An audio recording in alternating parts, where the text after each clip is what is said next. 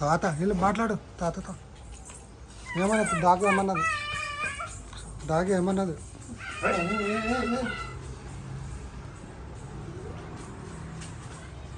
Dog ఏమన్నది? దా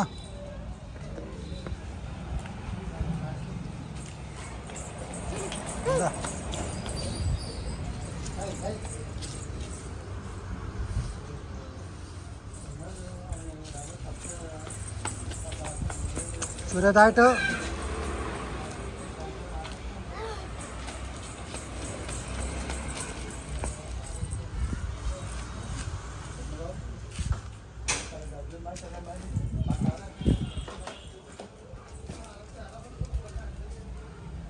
right సూర్య.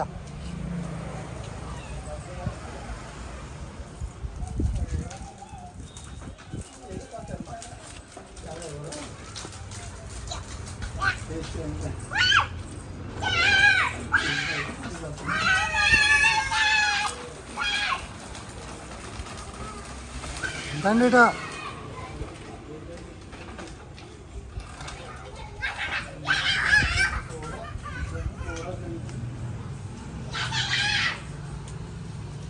మళ్ళీ పాము చేసింది. పాము చేత కూడా పడితే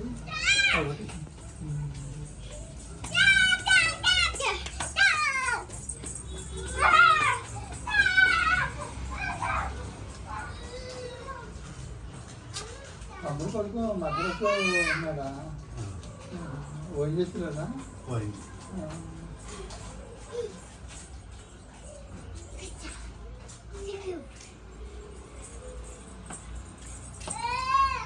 తాత కిస్ పెట్టు తాతకు.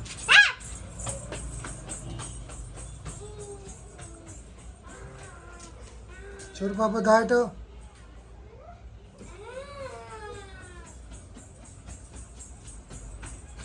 కుక్క టాయిలెట్ పోసింది. కొత్తగా కట్టిన ఇల్లు. ఇల్లా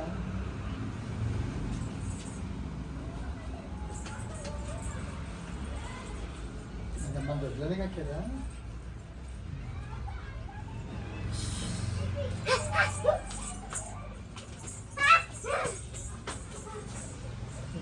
జారుకున్నా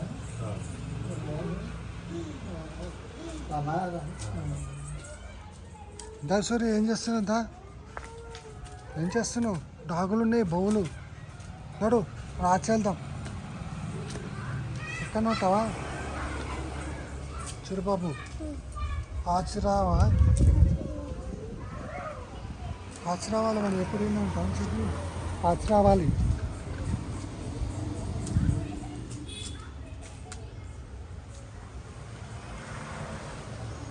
నడు దా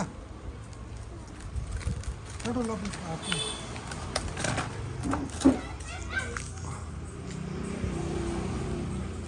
నడు ఎంతసేపు ఉంటావు?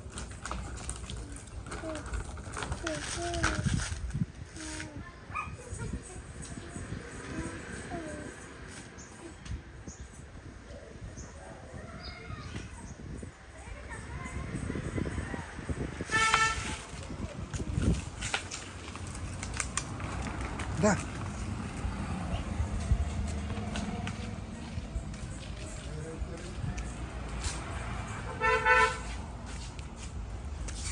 నడు.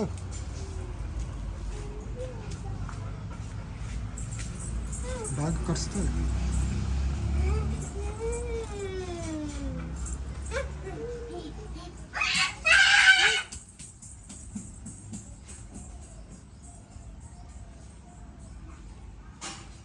ఇద్దరితో సరే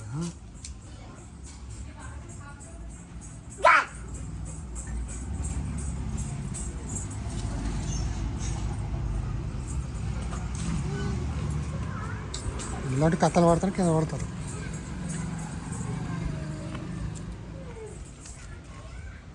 ఒప్పైనావా?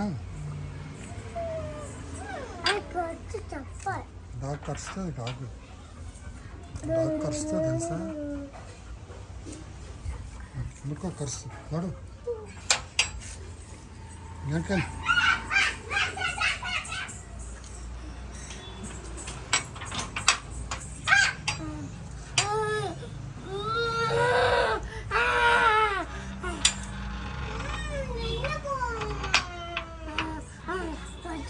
వరుస డాగు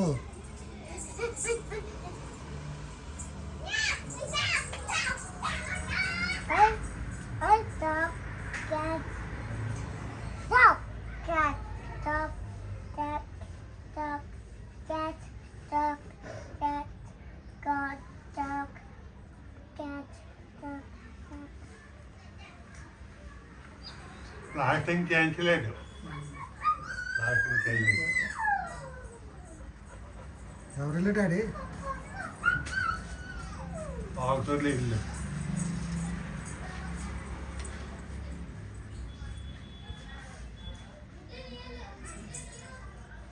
అదే అల్లుడు మేస్త్రి కదా. అల్లుడు కాదు బయట వాళ్ళే కట్టారు. ఒక నెల అయిపోయింది మొత్తం. ఒక నెల ఒక నెలలో మొత్తం అయిపోయింది.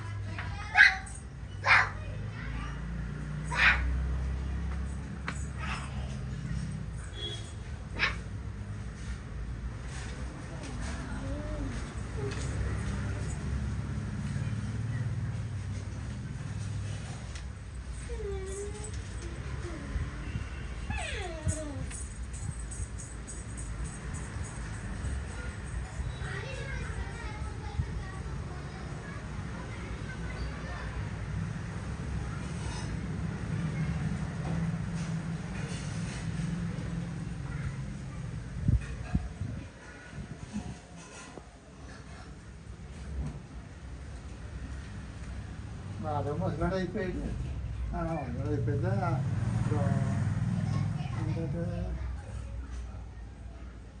ఇప్పుడు 60 సంవత్సరాలు దాటింది. నేను సర్వీస్లో చేసి ట్రైనింగ్ అయ్యి ఫస్ట్ లీవ్లో వచ్చినట్టు పుట్టాడు. అప్పుడు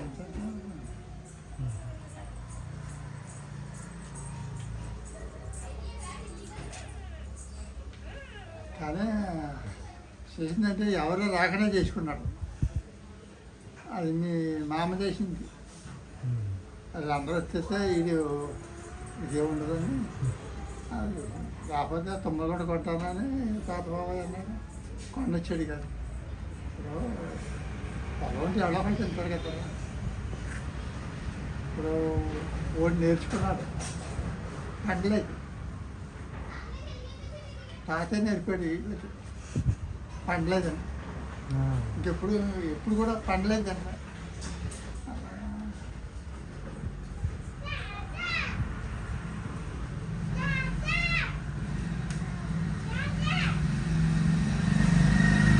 కాస్త దా బంగారాలు ఏమైంది? దా ఇటు ఏమన్నది డాగు? దా దా దా దా అవునేమో చదువుకొనిచ్చింది కదా మీ మా అమ్మ. చదువుకొనిచ్చింది కదా. చదువుకుంటే ఇలాగా గవర్నమెంట్ జాబ్ వచ్చేది. మీరు అందరూ చదువుకున్నారు కదా, వెళ్ళిపోయారు. ఎవరు ఉండరు ఇంటికాడ. ఇప్పుడు చదువుకుంటే ఎప్పుడైనా పనికి వస్తుంది. చదువుకోకపోతే ఏముంది? ఇప్పుడు కాకపోయినా ఎప్పుడైనా పనికి వస్తుంది. స్టడీ ఉంటుంది. నా చదువు ఎంత అంటే పెద్ద బాబాయ్ నేను 8th క్లాస్ 4 సార్లు పోయింది. నాకు ఆ రోజు బాధ ఉండేది కాదు. రోజు చదువుకుంటే బాగుంది. హిందీ 4 సంవత్సరాలుగా హిందీ నేర్చుకోలేదు. అక్షరాలు 2 రోజుల్లోకి అక్షరాలు వచ్చేసి ఒక్కొక్కటి 2 అక్షరాలు రాస్తే 15 మార్కులు ఆ రోజుల్లో. జెండాగా कितना कल रहा है? 3 कल रहा है 10 మార్కులు. కబడ్డీ में कितना आदमी అంటే 12 ఆदमी అంటే 12 అంటే 10 మార్కులు. అలాంటి చదువుకోకుండా నాటినాను. కానీ నేను వ్యవసాయం అయిపోయి వ్యవసాయం చేసుకున్నా కదా ఇలా కాకేసి శంకర ఇలా అన్నారు. ఈ డబ్బులు అట్టుకెళ్ళి ఫీజు కట్టి స్కూల్లో చేస్తాను. నా గుండెలు జారిపోయింది. ఇప్పుడు నా తోట ఉన్న వాళ్ళందరూ ఎస్ఎస్ఎల్సీలో ఉన్నారు. నేను 8th క్లాస్లో వెళ్ళాలంటే ఎలా వెళ్ళాలి? ఇలా వెనక్కి తిరిగి వెళ్ళాలి. అది ఎలా వెళ్ళాలంటే శంకరగడ వచ్చి అంతా ఇంకా నవ్వుతారు. 9th class 10th class 9th class వాళ్ళు నవ్వుతారు. ఆవిడ నేను చచ్చిపోదామని పురుగుమంది అది తాగి తాగేం చేసి ఆవిడ పురుగుమంది డబ్బాల కోసం కాకబాబయ్య కనిపెట్టాడు తొందరగా పడుతున్నాం ఏంటి పురుగు మందు వస్తుందంటే గంటలు లేచిపోయింది. అదే ఎయిత్ క్లాస్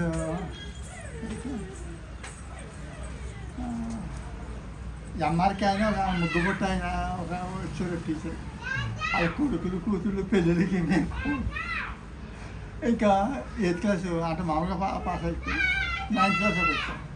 9th క్లాస్ వస్తే డబ్బులు లేవు బుక్స్కి. 20 రూపాయలు కావాలి ఆ రోజు. మొత్తం బుక్స్కి 20 రూపాయలు లేవు. 100 రూపాయలు అప్పకి వెంకటేశ్వర బాబు వాళ్ళ తండ్రి దగ్గరికి వెళ్ళారు. వారం 10 రోజులు ప్లాన్ వేసుకుని మన తాతయ్య వెంకటేశ్వర బాబు వెళ్ళారు. అడిగి వెళ్ళి 100 రూపాయలు కట్టుకొచ్చి 20 రూపాయలు నాకు ఇచ్చి ఇప్పుడు బుక్స్ కొనుక్కోమంటే కొంత పుస్తకాలు పొవ్వాడు రామారావు గారని మాకు బుక్స్లో ఆయన ఇచ్చినట్టు కొనుక్కుని 20 రూపాయలు అట్టుకెళ్ళావు కదా నువ్వు కూతులన్నీ పొద్దున సాయంకాలం పని చేయాలి. డబ్బులు ఉంటాయి కదా అలా పని చేసి 9th క్లాస్ మన ట్యూషన్ ఏదో పెట్టుకుని కొన్ని రోజులు 9th క్లాస్ పాస్ అయ్యి 10th క్లాస్ వచ్చింది. 10th క్లాస్ వెళ్ళిన తర్వాత ఇంకా నాకు ఏమన్నా ఏం లేదు తెలియట్లేదు. ఎవరో ట్యూషన్ చెప్పలేదు నాకు. ఎలాగైతే 10th క్లాస్ పాస్ అయ్యి 10th క్లాస్ పాస్ అయ్యి 11th క్లాస్ వచ్చేసింది. కానీ అటెండెన్స్ తక్కువైందని ఏం చేశారంటే రిజల్ట్ హెల్ట్ ఆఫ్ చేశారు. 11th క్లాస్ వచ్చేటడికి ఇంకా నేను వెళ్తామా అనుకుంటే తాతయ్య ఊరుకుని పడేది వెళ్ళమని. అప్పుడు డిజిఓ గారు వచ్చారు. డిఓ గారు వచ్చారు స్కూల్కి వెళ్ళేది. రియల్ సెట్ అని హెడ్ మాస్టర్ అంతా తిడతా ఉండేవాడు.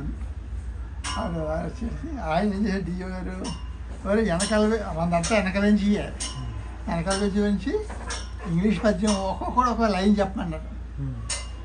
పద్యాలు నేను బాగా చదువుకునేవాడిని. తక్కువంటే నాకు లైన్ చెప్పేసింది. అది ఆయన very good very smart DO గారు. ఇంకా హెడ్ మాస్టర్ గారికి ఉన్న పిల్ల అంతగా మండిపోయింది. Very good very smart. అరే శంకర్రావు ఎవరా ఆవిడ కప్పలు లేచి ఇటు స్కూల్కి రాకపోయినా పాస్ అయ్యేది మీరున్నారు ఎదవలో స్కూల్కి వచ్చిపోయింది. డిఓ గారు బ్రాహ్మణ్స్ చాలా తెలివిగా ఉండేవారు. అప్పుడు పురమల్లే గారు వెంటనే సైన్ చేశారు. అడ్మిట్ అయిన 11th క్లాస్ కంటిన్యూ మొత్తం ఆధారంతా వేసేసారు. మొత్తం ఇంకా ట్యూషన్ చెప్పుకుంటే ఎవరో చెప్పలేదు.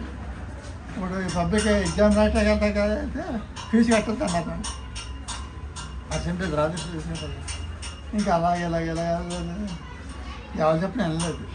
ఆడ కుక్కల కశ్మీర్ మా హాస్టల్ మేనేజర్ ఆయన వచ్చి ఆడావిడ దెబ్బలాడి నా తాతతో ఇది ఒప్పుకోకపోతే మన కరెస్పాండెంట్ రాజుగారి దగ్గరికి వెళ్దాం నేను చెప్తానులే. రాజుగారికి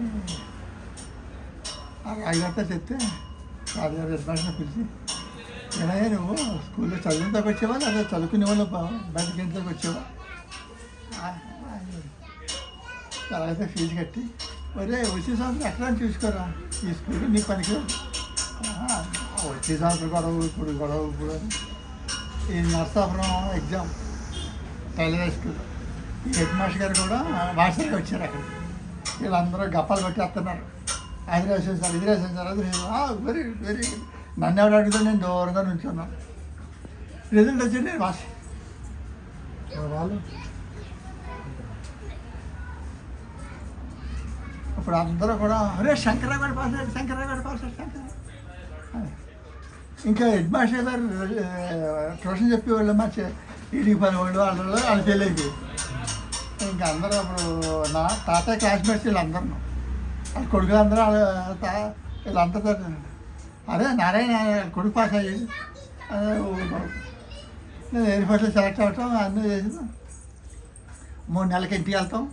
అలా తయారైపోయాను. ఇంటికాడ మనకు తిండి ఉండేది కాదు. 3 నెలలకే బాగా పెట్టేవారు. ఎక్సర్సైజ్ బాగా పెట్టి బేసిక్ బాగా రావడం చేసి ఎంత రావడం అయిపోతే హెడ్ మాస్టర్ చేశాను. అబ్బా ఎలాగున్నావురా నువ్వు ఎంత అదృష్టవంతుడు లేడు.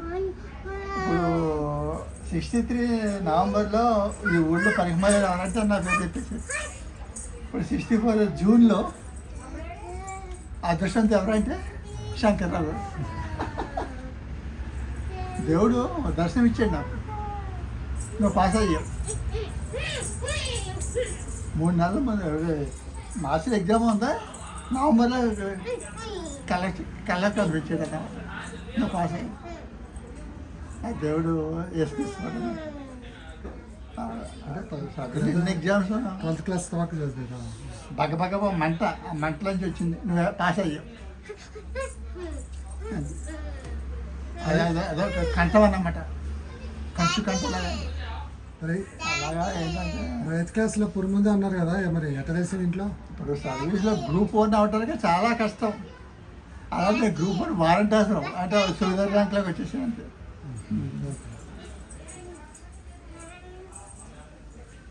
అంతకంటే ఎడ్యుకేటెడ్ తక్కువ నాది. అంతకంటే పెరీలో నెంబర్ 1 నేను.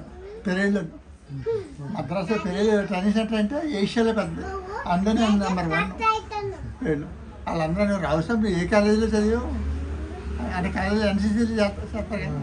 ఈ బీహార్ వాళ్ళు, హర్యానా వాళ్ళు, పంజాబ్ వాళ్ళు మనం రానివారు. అలాంటి వాళ్ళందరూ తొక్కేసి వెళ్ళిపోయాను. అలాంటి నువ్వు కాలేజీలో ఎన్సీసీలో చేసావు, నువ్వు కాలేజీలో ఉండదు రా బాబు. అలాంటి ఇప్పుడు డల్లని స్థితిలో వచ్చింది.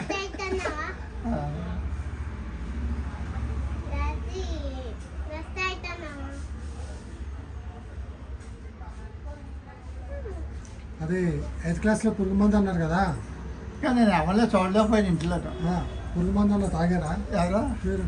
ఏది 8th క్లాస్లో ఏంటి 8th క్లాస్లో పురుగు మందు తాగారు అన్నారుగా. 8వ తరగతిలోను 8th క్లాస్లోను మందు తాగేవంట కదా అంటున్నాడు. పాయిజన్ తాగడానికి తాగలేదు, పెట్టేసాడు కదా, అడ్డు పెట్టాడు ఎవరు? తాతయ్య. తాత పాపయ్య తింటుండేవాడు. ఏదో ఎండు నర్స్ వస్తుందండి, అప్పుడు పక్కన పెట్టేసి వెళ్ళిపోయింది నాకు.